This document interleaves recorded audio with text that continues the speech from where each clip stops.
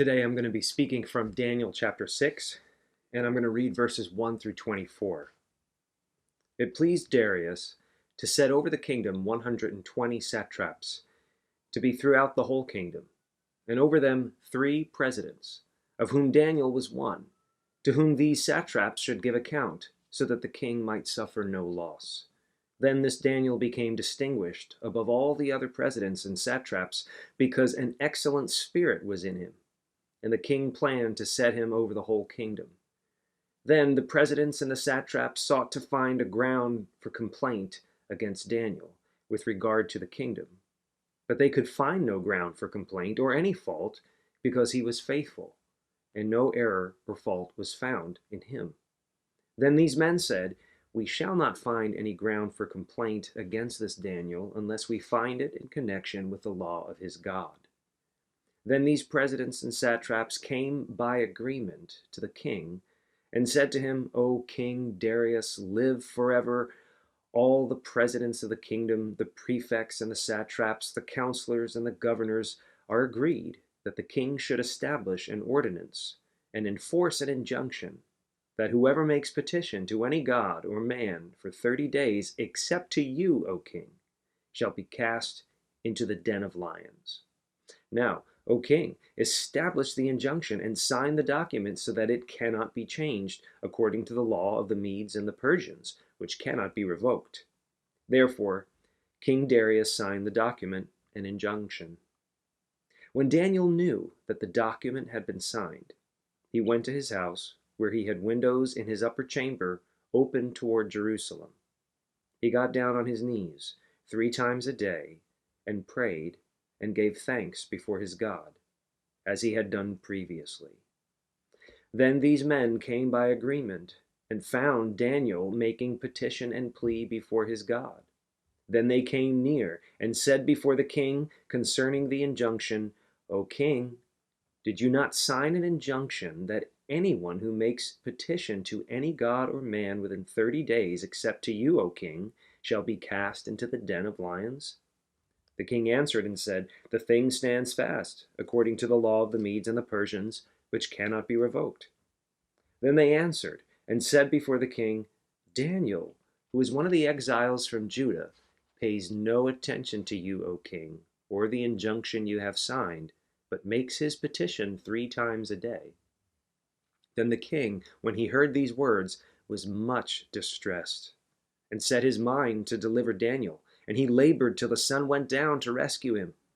Then these men came by agreement to the king and said to the king, "Know, O king, that it is a law of the Medes and Persians that no injunction or ordinance that the king establishes can be changed." Then the king commanded, and Daniel was brought and cast into the den of lions. The king declared to Daniel, "May your God, whom you serve continually, deliver you." And a stone was brought and laid on the mouth of the den, and the king sealed it with his own signet and with the signet of his lords, that nothing might be changed concerning Daniel. Then the king went to his palace and spent the night fasting. No diversions were brought to him, and sleep fled from him. Then at break of day the king arose and went in haste to the den of lions. As he came near to the den where Daniel was, he cried out in a tone of anguish. The king declared to Daniel, "O Daniel, servant of the living God, has your God, whom you serve continually, been able to deliver you from the lions?" Then Daniel said to the king, "O king, live forever. My God sent his angel and shut the lions' mouths, and they have not harmed me, because I was found blameless before him. And also before you, O king, I have done no harm." Then the king was exceedingly glad, and commanded that Daniel be taken up out of the den. So Daniel was taken up out of the den, and no kind of harm was found on him, because he had trusted in his God. And the king commanded, and those men who had maliciously accused Daniel were brought and cast into the den of lions, they, their children, and their wives. And before they reached the bottom of the den, the lions overpowered them and broke all their bones in pieces. This is God's true word. Daniel's first experience of Babylon was as an exiled teenager, a refugee, under the reign of Nebuchadnezzar, whose famous Ishtar Gate and processional way leading to the Ishtar Gate, as we've seen in weeks past, was arrayed with beautiful, fierce lions. Lions were revered in Mesopotamian cultures. The kings would hunt them as a sport and a show of strength. But the lion to the ancients in that part of the world was a symbol of the god Ishtar, the female god of war and sexuality and wisdom. So lions were symbols of strength, power, and dominance. Many decades later, long after Daniel's teenage years, he's in his 80s. He's an old man living under a new administration. It's the empire of the Medes and the Persians had just taken over Babylon. And now Daniel's about to face, as an old man, real lions, no longer glazed in bricks on a wall. But this was the real thing. But once again, God is about to prove his supremacy over the gods of Babylon and Persia through the witness of Daniel. This time, and Daniel and his friends have been through adversity before, but this time the issue was a matter of the civil law in conflict with God's law. Now, we've been looking at how the book of Daniel can show people of faith how they can flourish even in very challenging settings. How people of faith in this God of the Bible can flourish in an environment that is unsympathetic to their faith, unsympathetic to a biblical worldview or a Christian worldview. Now, in today's tumultuous American society, how should Christians regard an issue like civil disobedience, especially in the last several months, the last few years? This is a hot topic that's come up. Civil disobedience, how to engage, when to or when not to engage. What do we think of civil disobedience in a society that is getting more and more polarized and tense? Well, before we dive into this, to see what Daniel chapter 6 says, I've got to clarify something. The Apostle Peter said to Christians in the late 1st century AD, "You are a chosen race, a royal priesthood, a holy nation." A holy nation, right? So according to Jesus and the apostles in the New Testament, the only Christian nation, according to them, is the church. The only Christian nation is the church with a capital C. Okay, so when Christians think that they live in a Christian nation, what tends to happen with that mentality is they begin to act like natives in their own country, right? They begin to act like the place is their own and begin to think that others must conform to their expectations, to their way of life, to their worldview.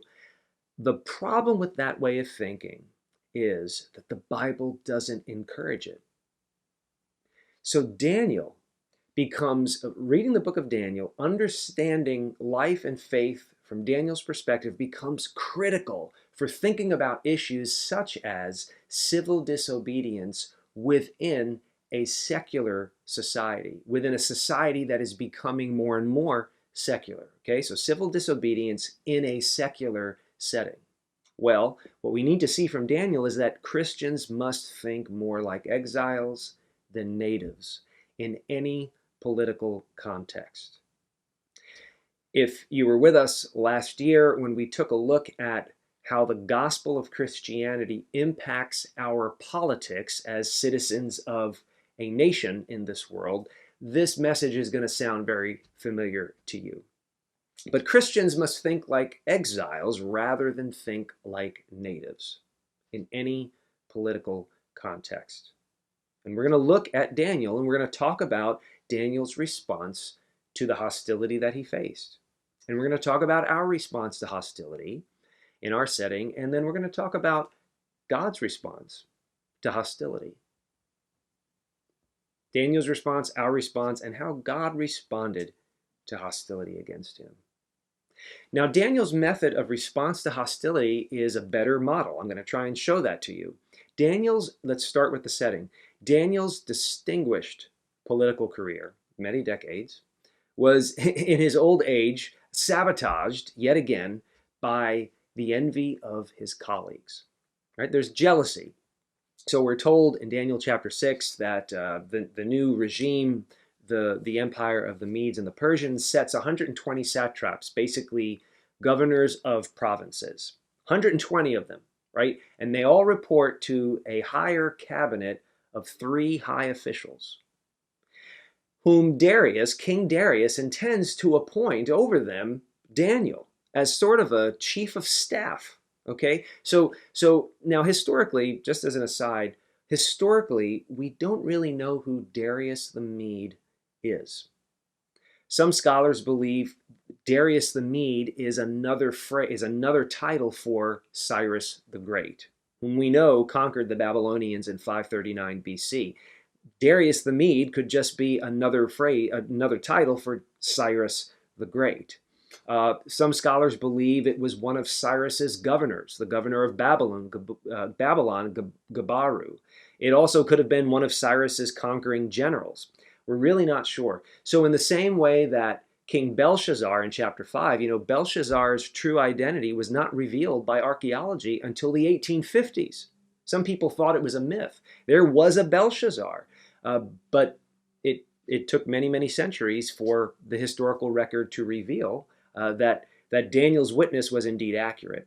So in this situation, we're also just going to have to be patient until there's more evidence on who this Darius the Mede was. But it's reasonable that it was actually Cyrus or one of his leading officials. Okay, regardless of who Darius the Mede was, Daniel found himself in a new position under a new sovereign in a newly forming government. A lot of transition. And his powerful colleagues conspire against him. That's what it means when you see the words came by agreement in verses 6 and 15. They come in agreement to the king against Daniel. But here's the thing. Because Daniel had, as verses 3 and 4 say, an excellent spirit in him, and because he was faithful, the text says, these guys can't dig anything up on Daniel. Nothing, nada. Right? They can't find any political dirt. They can't find any personal conspiracy. There's nothing. Daniel's record, personal, private, political, public, is clean, squeaky clean, right? So they have to devise a trap for Daniel.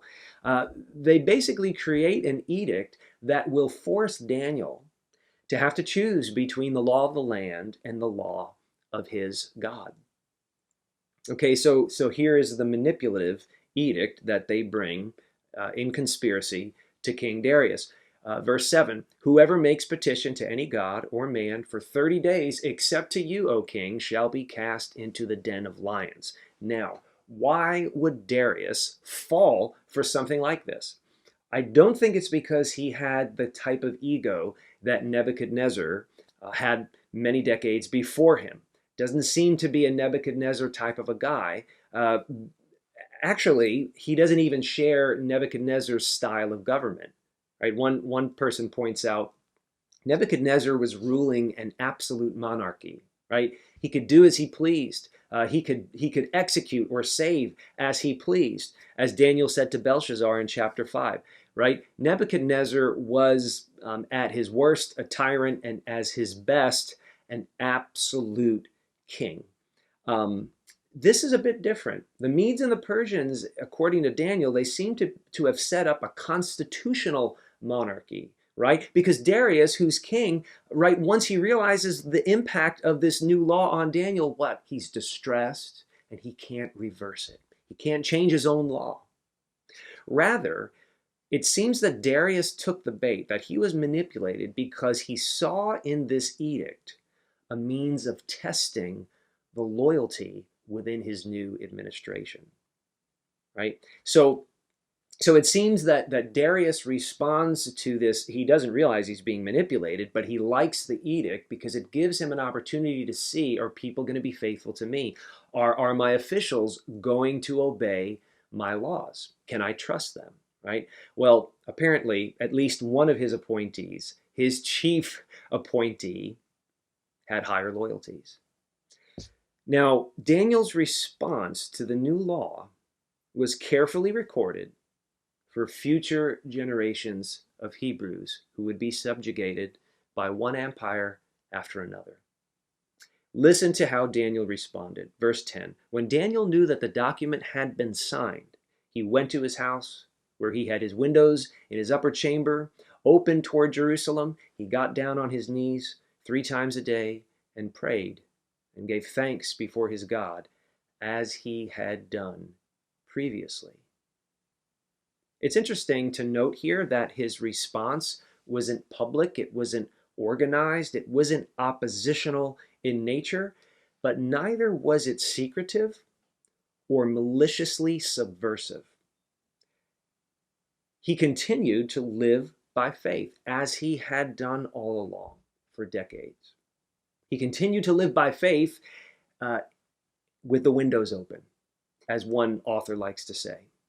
Living by faith with the windows open. He rendered to God the things that are God's in such a way that other people noticed. Right? So it wasn't public, but it wasn't secretive either. And I think what you have here is the kernel, the seed of a biblical way of looking at civil disobedience. Here's just a potential definition for civil disobedience from a Christian perspective. When a society's laws or social pressures force a direct compromise to one's calling to love God and love one's neighbor, the believer continues in faithfulness to God's law.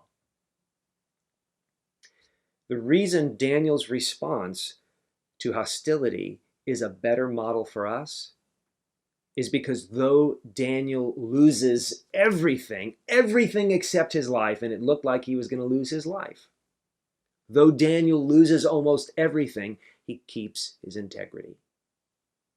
And that's critical. Now, integrity is what religious people lose in the sight of their secular culture. Integrity is what religious people lose when they respond to hostility with hostility. A Christian response to hostility must, to use a phrase, take plays from Daniel's playbook. Okay, Daniel is a great example of how Christians can respond to hostility. And we see that Daniel's perspective, Daniel's model is what the apostles adopt in the early church in the first century in the Mediterranean world. So, verse 5, this is what the conspirators say about Daniel. We shall not find any ground for complaint against him unless we find it in connection with the law of his God. Okay, so a Christian's character and reputation should be so above reproach within the community, in the world, that your devotion to God is the only noticeable thing that your adversaries can pick on. If your adversaries are picking on your personality, if people are picking on your habits or your policies or your politics, then you need to make some changes. If they're picking on any of those things, you had better reassess your commitments, where your loyalties lie, and how you think about these things. The Old Testament scholar Tremper Longman, in his commentaries on Daniel, he mentions that this lion's den method of criminal justice, basically, this lion's den method resembles the water tests or water ordeals of the ancient Middle East. For instance, an accused person's innocence or guilt would be determined by whether or not they would drown if thrown into a river or a body of water. If the person would drown, then the community deemed them guilty. If they survived the test of water, the community considered them to be innocent. Now that sounds superstitious, kind of like seeing if an alleged witch would float or sink or something like that. But I want you to think about the Old Testament and the context in which it was written.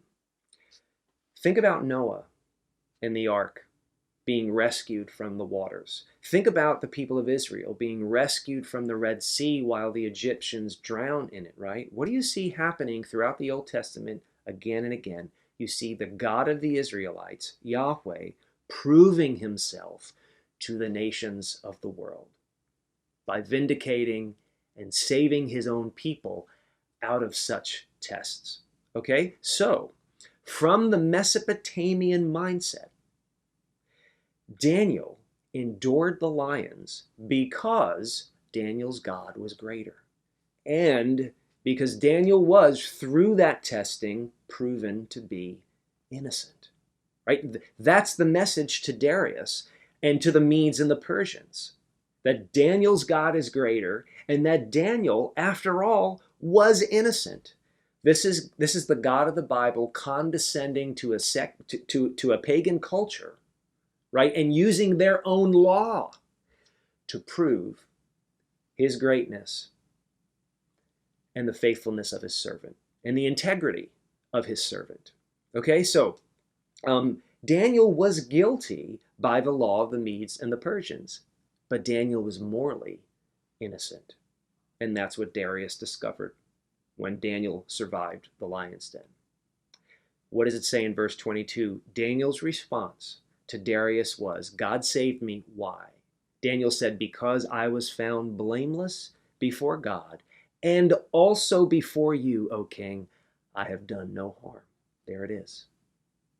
So this clarifies what legitimate civil disobedience is from the perspective of the Bible. Are you resisting or disobeying civil law in a way that preserves your integrity and the reputation of the God you claim to worship and serve? In Nazi-occupied Holland, the Ten Boom family resisted out of a love for God and a love for their neighbors. Corrie Ten Boom and her family were violating the civil law of their oppressors, but out of a greater devotion to their God and a love for their fellow human beings. And as the Apostle Peter said in 1 Peter chapter 2, verses 11 and 12, he calls Christians sojourners and exiles. And he says to them, keep your conduct among the Gentiles. By Gentiles there, he means unbelievers, right? Whether Jew or Gentile, those who do not follow Jesus. Keep your conduct among the Gentiles honorable, so that when they speak against you as evildoers, they may see your good deeds and glorify God. That's the purpose. That's the purpose of Christian witness, especially in our trials. That even those who speak against you may see your good deeds and eventually be brought to see God's greatness and your integrity.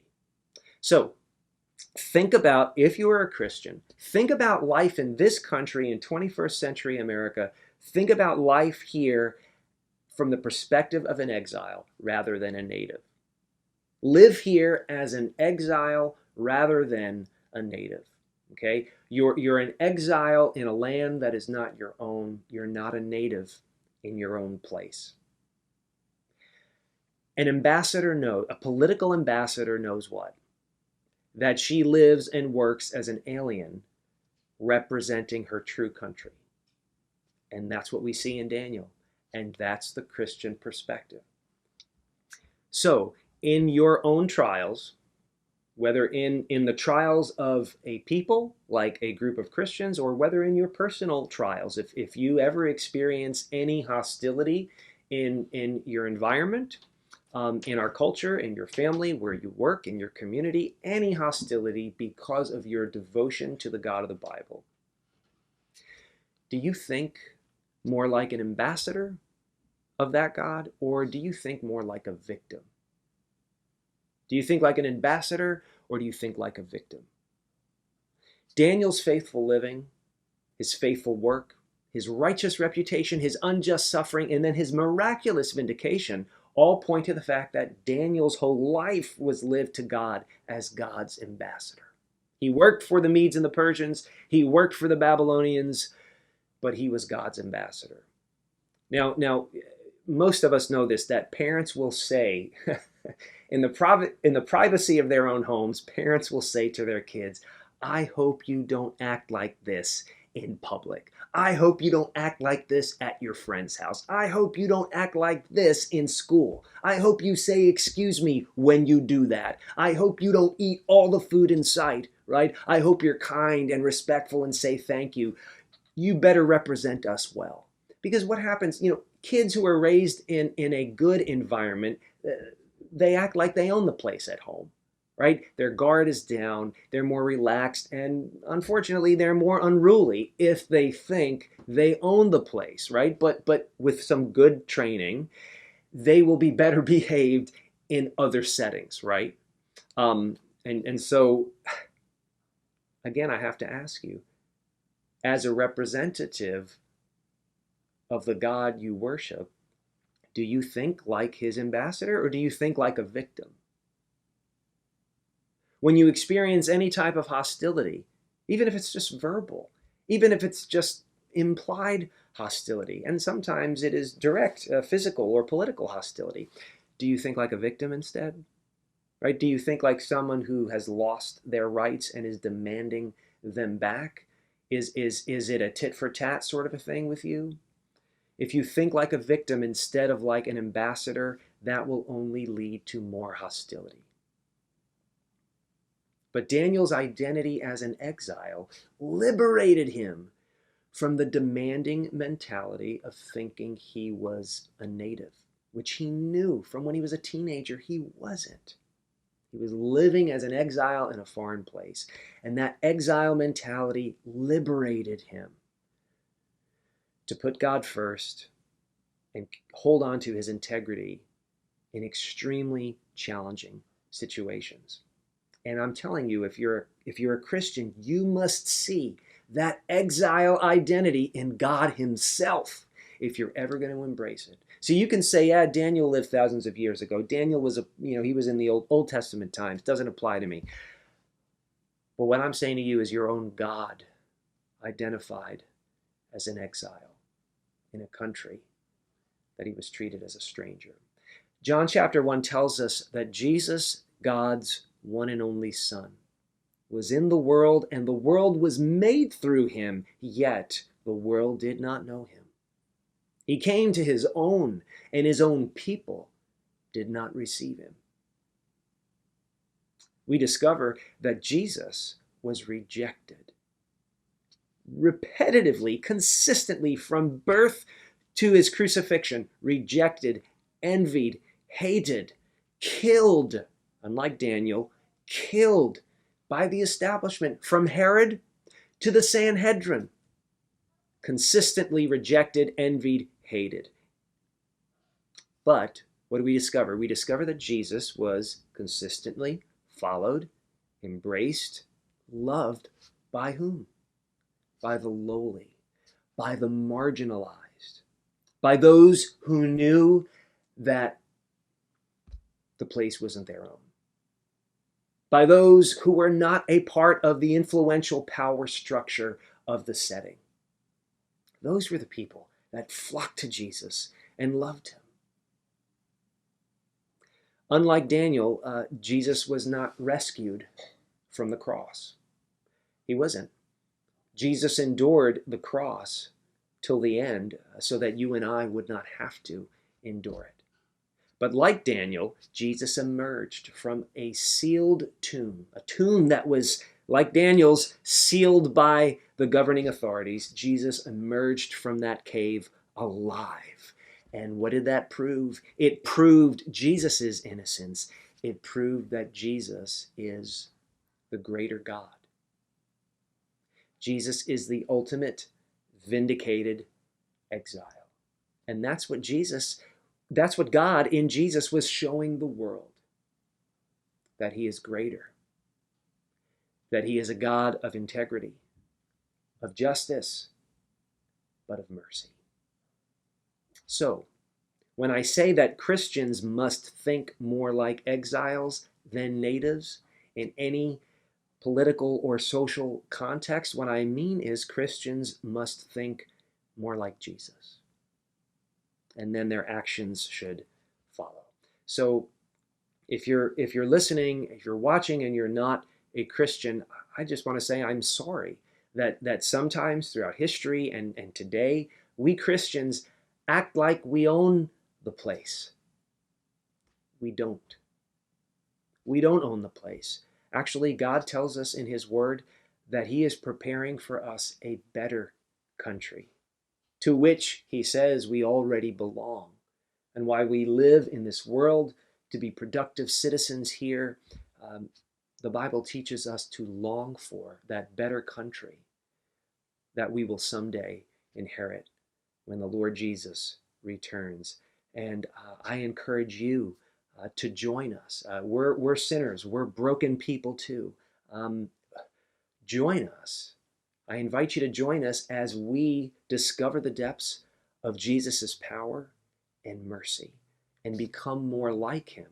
We invite you to learn from Him who once said in Matthew chapter 11, "Come to me, all you who are weary and heavy laden, and I will give you rest. Because I am gentle and lowly in heart, and you will find rest for your souls. For my yoke is easy, and my burden is light." Let's pray.